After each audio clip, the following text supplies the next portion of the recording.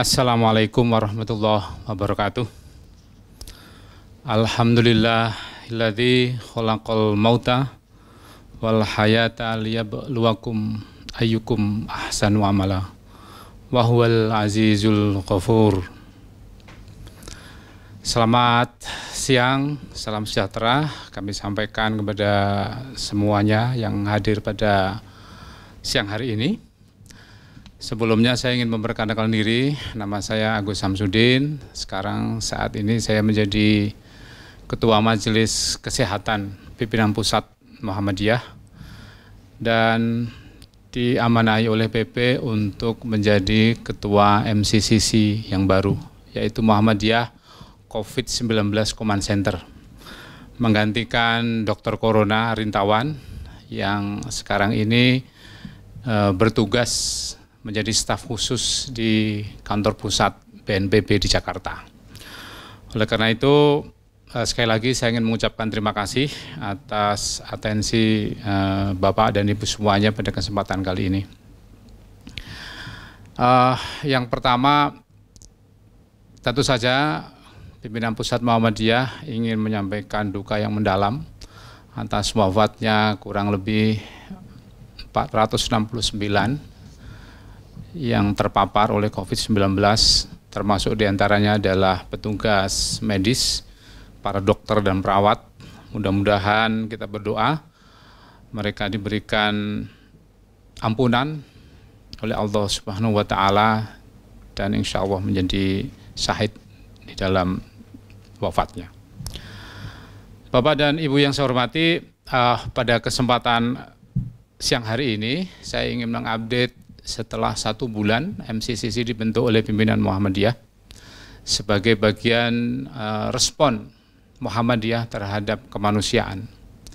Seperti kita ketahui, selama 1 bulan ini sudah terjadi banyak sekali dampak dari COVID-19, baik dari sisi ekonomi, sisi keuangan, dan maupun seluruh aktivitas kita semuanya. Sehingga pimpinan pusat Muhammadiyah membuat sebuah keputusan, yaitu antara lain untuk memperluas respon Muhammadiyah terhadap keseluruhan ini. Pada kesempatan ini saya ingin mengupdate beberapa hal. Yang pertama nanti adalah terkait dengan pelayanan kesehatan Muhammadiyah. Kemudian yang kedua adalah public health atau kesehatan masyarakat. Dan yang terakhir adalah perluasan MCCC secara keseluruhan. Baiklah, saya ingin mulai dari yang pertama. Jadi semenjak Ketua Umum Pimpinan Pusat Muhammadiyah, Profesor Haidar Nasir bertemu dengan Presiden, itu beliau sudah menyampaikan ada 15 rumah sakit yang kita siapkan untuk penanganan COVID. Dan hari ini Alhamdulillah Rumah Sakit Muhammadiyah sudah menjadi 69 secara keseluruhan yang melayani pasien COVID ini, di mana persebarannya tentu saja masih banyak di Jawa. Dan kalau kita lihat, kita punya pasien kurang lebih 2.000 orang. Ya. Jadi pasien itu terdiri dari 1.838 untuk ODP, kemudian PDP-nya ada 525, kemudian yang terakhir yang terkonfirm positif ada 25 kasus. Dan ini adalah penyebarannya di seluruh Indonesia. Dan kalau kita lihat semakin lama jumlah penyebarannya ini semakin cepat. Ini adalah update yang pertama. Kemudian yang kedua, dari sisi pelayanan kesehatan, Muhammadiyah saat ini sedang mempersiapkan unit khusus MCCC untuk COVID-19 yang insya Allah nanti akan kita resmikan kurang lebih 1 bulan lagi, yang ada di Rumah Sakit PKU Muhammadiyah Gombong. Saat ini di dalam proses percepatan yang mudah-mudahan bisa segera kita fungsikan bersama. Karena kita ketahui daerah Jawa Tengah Selatan termasuk daerah yang penderitanya paling tinggi.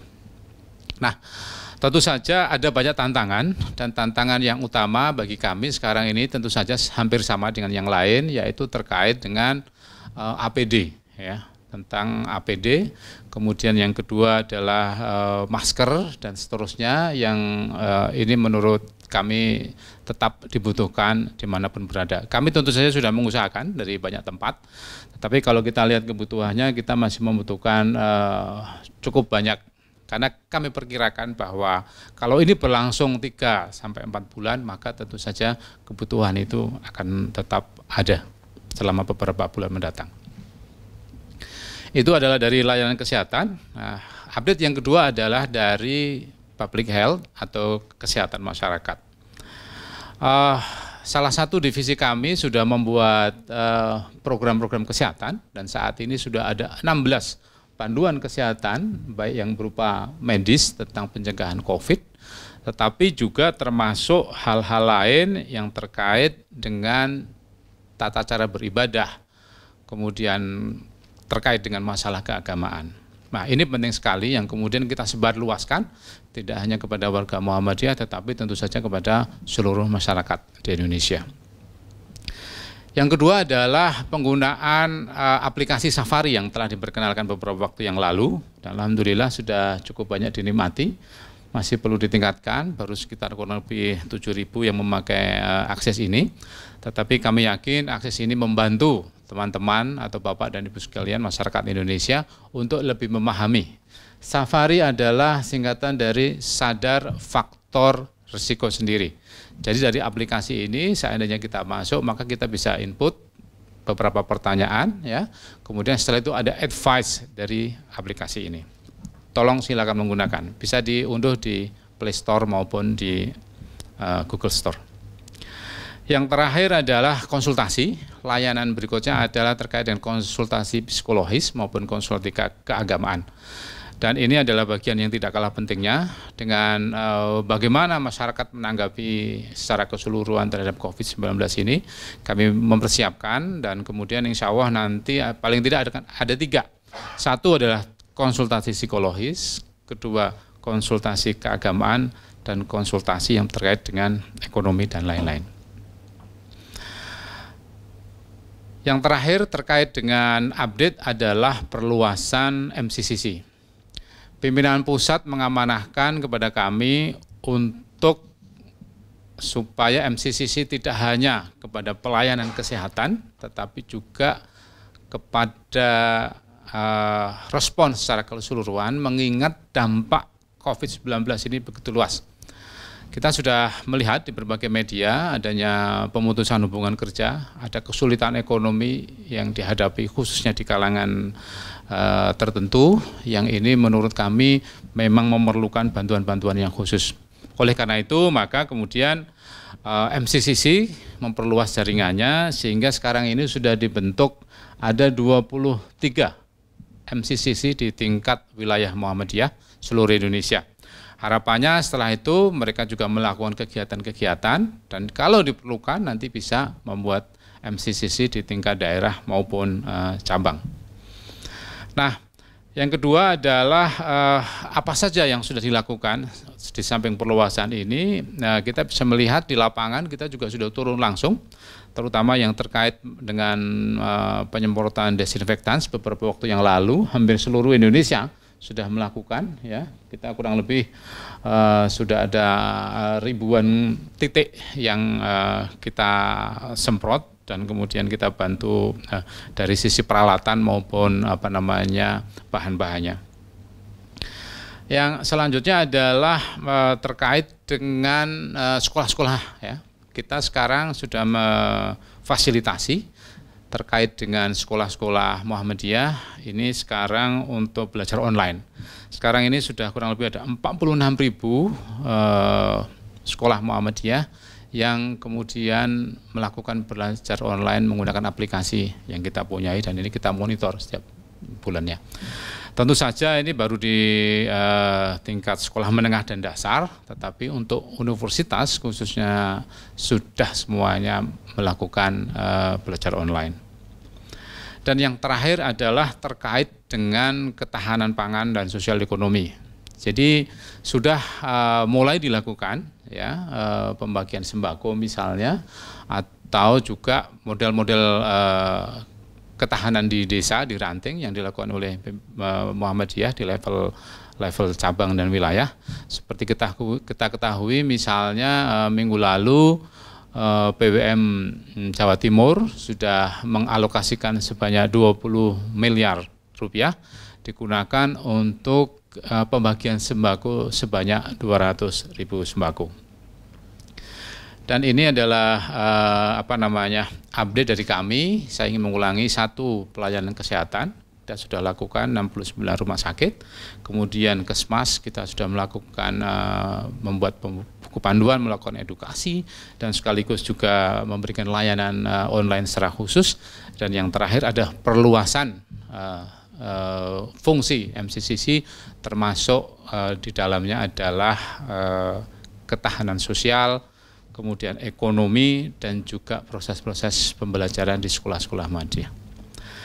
Nah, dengan latar belakang itu kemudian kita juga menyadari karena dampaknya sekali lagi begitu luas, kita mohon kepada pemerintah untuk bisa juga membantu mempercepat proses ini. Yang pertama, terutama stabilisasi harga APD, menurut kami ini menjadi sangat penting sekali.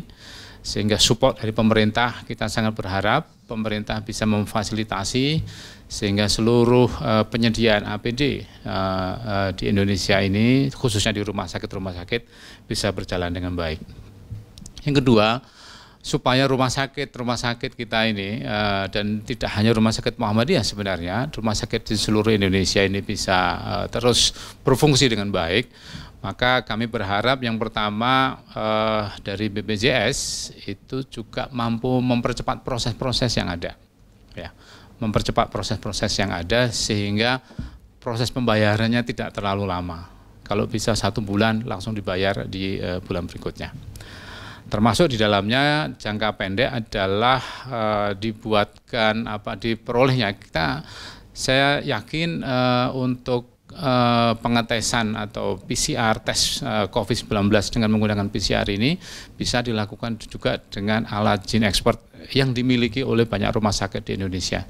Seandainya pemerintah bisa membuka keran ini, maka kemudian sebenarnya tes PCR COVID-19 ini bisa dilakukan di berbagai tempat. Bapak dan Ibu yang saya hormati, yang terakhir, di dalam mengupayakan semua ini, tentu saja kami membuka kesempatan kepada seluruhnya untuk membantu apa yang telah kami lakukan tadi. Kita sudah bersama-sama dengan Lazismo secara keseluruhan, ya, mengumpulkan dana. Saat ini sudah ada 5,5 miliar yang terkumpul, ya. Tetapi ini adalah yang berupa cash di tingkat nasional, sementara di tingkat wilayah, tingkat daerah, dan juga bantuan natura tidak kami laporkan pada kesempatan kali ini. Mudah-mudahan nanti bisa kita laporkan di kesempatan mendatang. Kami yakin dengan apa yang kita lakukan, ini merupakan satu sumbangan yang cukup efektif, dan insya Allah kita bisa amanah di dalam menjalankan seluruh upaya-upaya yang ingin dilakukan di dalam membantu bangsa Indonesia secara keseluruhan. Sekali lagi kepada para petugas medis, saya ingin mengucapkan tetap semangat, dan mudah-mudahan ini menjadi bagian dari amal ibadah Bapak dan Ibu semuanya. Tetap ada di garda depan untuk petugas medis di seluruh Indonesia. Kami siap mendukung Anda.